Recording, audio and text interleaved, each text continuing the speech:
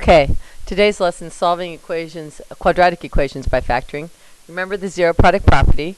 Here we have our factors all set up already for us. X minus 7 times x plus 4 equals 0, so we set every factor equal to 0.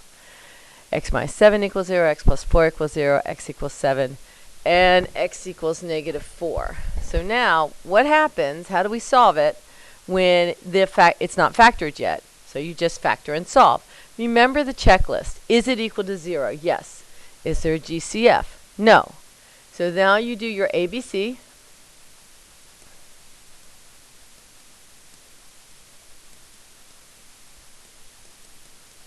Okay. There's no GCF, so we go with diamond math. A times C is 12, B is 7, 3 and 4 are the factors that fill in. So now we have 8x plus 3 times x plus 4 equals 0. X equals negative 3, x equals negative 4. That should be pretty easy to realize what you do there. Now on the next one, you look at this. This is a binomial. It's not a trinomial, so we may not use diamond math. And the next question we ask ourselves, is there a greatest common factor? And the answer is yes. So the first thing we're going to do is do distributive property backwards. So our GCF is 5c. 5c parentheses c minus 5. Does everybody understand where I got that from? Again, here we have two factors and we can set each factor equal to 0. 5c equals 0, c minus 5 equals 0. So divide these by 5 and c is equal to 0, which is a legitimate answer, and c is equal to 5. So my two answers here are 0 and 5. If you plug them in, you'll see you will get, it will work out to 0 equals 0. So here, we're remembering the checklist. We have an issue. Is it equal to 0? No. How do we solve that problem? We're going to go minus 9, minus 9. X squared minus 9 equals 0. At this point, this should look familiar. Is there GCF? No. But is this a perfect square minus a perfect square? Yes. So we know immediately that this is difference of squares. We can still do the ABC method.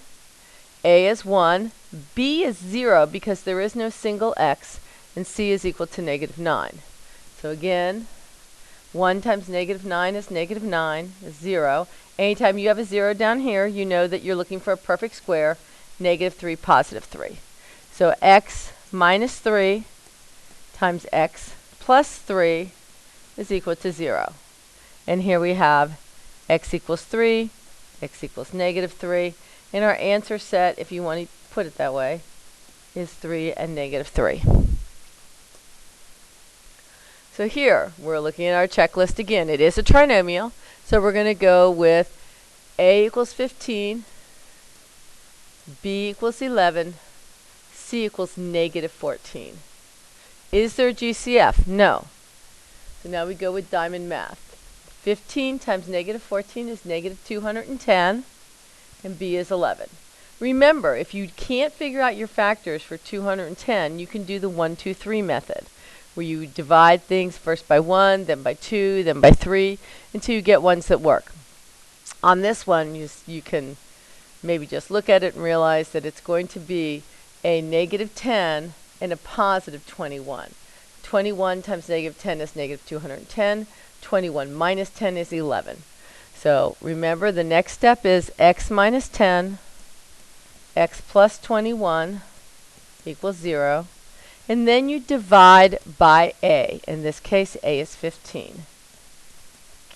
Can these be reduced? Yes. This is reduced by 5, x minus 2/3. And this is reduced by 3, x plus 7 over 5. And remember, now we do the bottoms up step.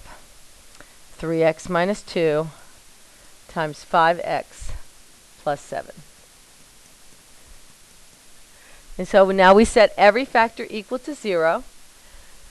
And you get x equals 2/3 and x equals negative 7/5. If you want to go back and check that, you'll see that you'll check out with 0 equals 0. So try the next two on your own. Remember the checklist and bring it to class and we will check it together.